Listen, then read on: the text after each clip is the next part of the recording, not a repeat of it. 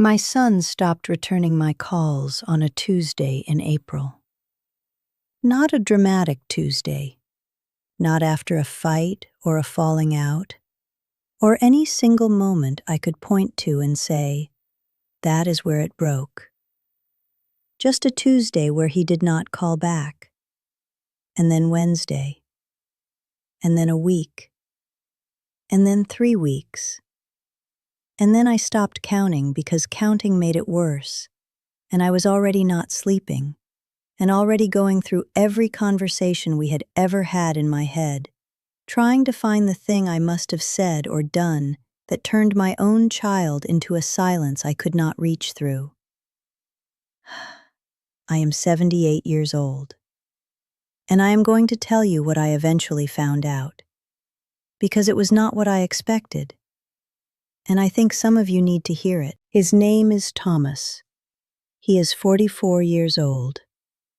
He has a wife named Renee and 2 children I adore with my whole heart, and a life that I watched him build from the very beginning with immense pride. I gave that boy everything I had. I want you to understand that.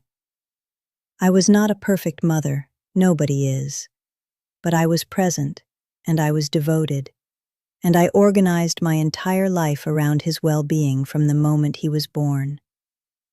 When his father left when Thomas was 9, I worked 2 jobs and made sure he never felt the gap. I went to every school event. I called every week when he went to college. I showed up. That was the thing I was most certain of about myself as a mother.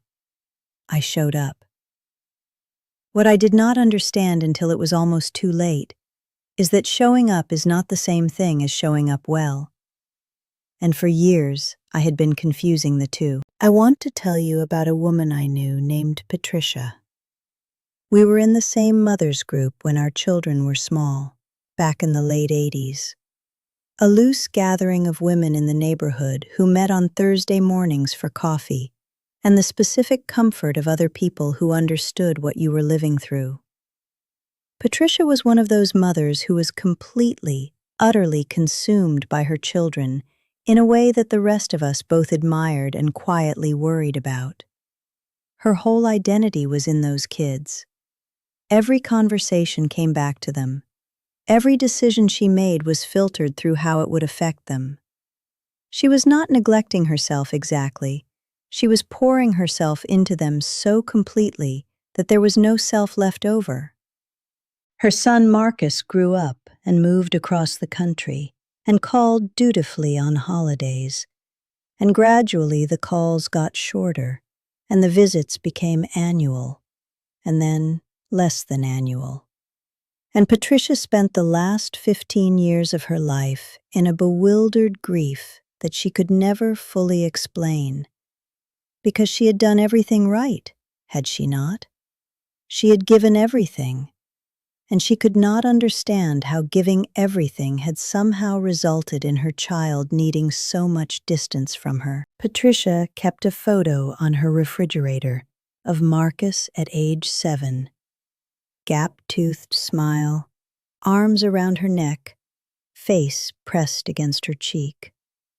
She pointed at it once and said, "I do not understand where that boy went." And I nodded sympathetically at the time, because I did not understand either. I understand now. The boy in that photo needed her completely. The man he became needed to be separate from her, needed to be his own person, needed space to be someone that was not defined by her love and her worry and her need to be needed. And she never learned how to give him that space, because she did not know that was what love required at a certain point. She thought love meant staying close. She did not know that sometimes love means letting go of the rope. I was doing the same thing to Thomas. Not in a way I could see from the inside. From the inside, I was just loving him. I called often because I thought about him often, and I did not know that the frequency of my calls had stopped feeling like love and started feeling like a weight he had to manage. I gave advice because I had experience, and wanted to spare him difficulty, and I did not know that my advice, offered without being asked, had stopped landing as wisdom and started landing as a message that I did not trust him to figure things out on his own. I involved myself in decisions that were his and Renee's to make because I cared deeply about the outcome, and I did not know that my involvement had stopped feeling like support and started feeling like an intrusion on the life they were trying to build together. I was present in his life in a way that had gradually, without either of us naming it, crossed from loving into consuming. I found all of this out because eventually Thomas did call. 3 months after the silence started, he called. And unlike my son in another story you might have heard, he did not have one clear moment to point to either. He said it had built up over a long time. He said he had tried to signal it in small ways that I had not picked up on. He said that every time he did not answer a call, he felt guilty. And every time he did answer a call, he felt exhausted. And eventually, the guilt of not answering started to feel smaller than the exhaustion of answering. And that was when the calls stopped. He did not say any of this cruelly. Thomas is not a cruel person.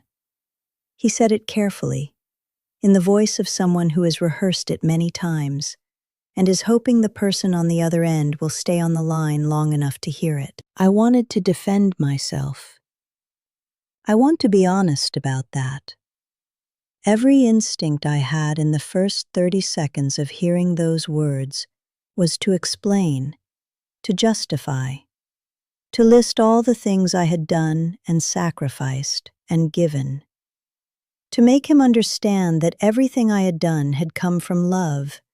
And how could love be the problem? I have never been more grateful for anything than I am for the fact that I did not say any of that.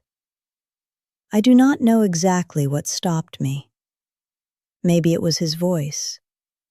Maybe it was the 3 months of silence that had already shown me what defending myself would cost. Maybe I was just finally tired enough to listen instead of respond. Whatever it was, I stayed quiet, and I let him finish. And then I said, "Thank you for telling me."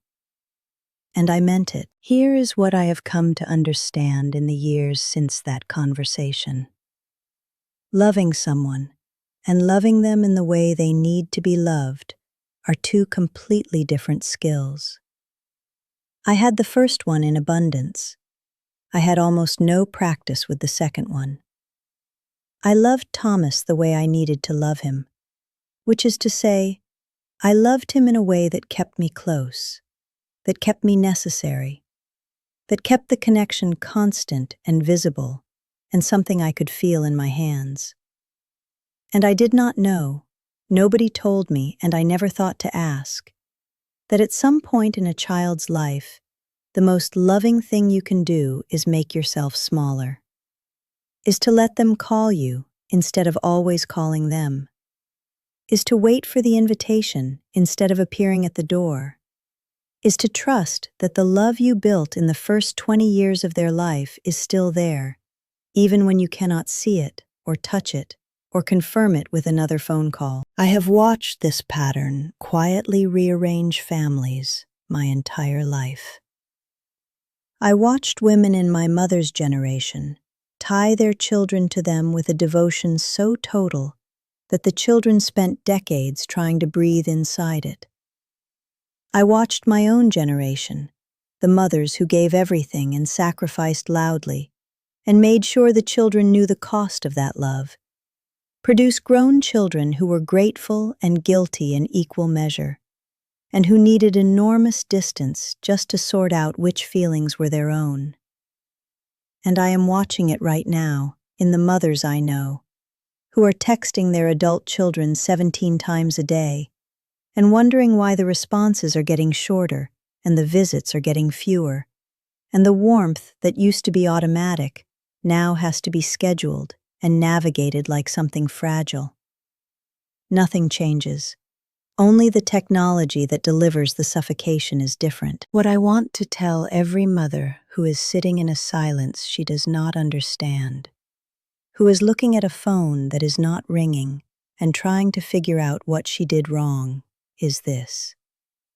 You probably did not do one big thing wrong. You probably did 1,000 small, loving things that accumulated into a weight your child could not carry anymore. And that is not a verdict on your love. Your love is real. Your love is enormous. But love without spaciousness becomes a different thing over time. Love without the willingness to release becomes something that looks and feels from the outside like need. And our children are not equipped to be the answer to our need. They have their own lives, and their own needs, and their own people. And when they feel like they are responsible for filling us up, something in them quietly, without meaning to, starts to protect itself by pulling back. I changed. I want to tell you that clearly because I do not want this to just be a story of loss. I changed. It was uncomfortable, and it required me to examine things about myself that I had been calling love for 40 years, and had to start calling something more complicated than that. I started asking Thomas about his life, and then listening without inserting myself into what he told me. I stopped calling more than once a week. I stopped offering opinions about his marriage and his parenting and his choices, unless he specifically asked me. And in the beginning, he almost never asked me. And I had to sit with that and not take it personally, and trust that the asking would come back eventually. It did. Slowly. The way trust comes back. Not all at once and not on a schedule, but in small moments that you only recognize as progress when you stop looking for it so hard. Thomas came to visit last spring with Renee and the grandchildren, and we spent a weekend together that was easy in a way that made me want to cry. Not from sadness, but from the particular relief of something repaired. We sat in my kitchen on the second morning and drank coffee and talked about ordinary things, and he laughed at something I said, and for a moment, he looked exactly like the gap-toothed boy in Patricia's photograph, and I thought, there he is, not lost, just waiting for enough room to come back. If your child has gone quiet, I am not going to tell you it is definitely this. I do not know your story, but I am asking you to consider, honestly and without defending yourself, whether the love you are giving has any air in it, whether it has space for them to breathe inside it, whether it allows them to need you on their own schedule instead of yours. Because the children who feel free to come and go are the ones who keep coming back. And the ones who feel held too tight, held past the age when holding is what they need, those are the ones who eventually have to break free in the only way they can figure out how. Thomas called me last Sunday, unprompted, just to talk. I let him lead the conversation the entire time. I hung up afterward and sat in my kitchen in the quiet and felt something I had not felt in years. I felt like his mother, his actual mother, not his obligation or his guilt, or his responsibility, his mother. Someone he called because he wanted to, because there was room enough in the love for both of us now. That is all I ever wanted. I just had to learn to hold it differently to get there.